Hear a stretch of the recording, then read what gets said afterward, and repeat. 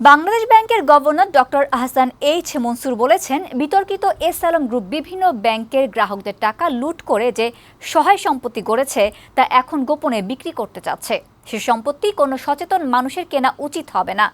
S আলমের কোনো সম্পত্তি কিনে বিপদে পড়লে তার দায় সরকার নেবে না। তিনি আরও বলেন, এস আলমের সম্পত্তি বিক্রি করে গ্রাহকদের তথা আমানতকারীদের বুঝিয়ে দেওয়ার চেষ্টা করা হবে।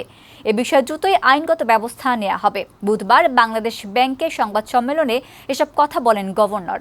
তিনি বলেন, এরই মধ্যে 6টি ব্যাংকের পর্ষদ ভেঙে দিয়ে স্থিতিশীলতা ফিরিয়ে আনা হয়েছে। এখন এসব ব্যাংক পুনর্গঠনে মনোযোগ দেওয়া হবে।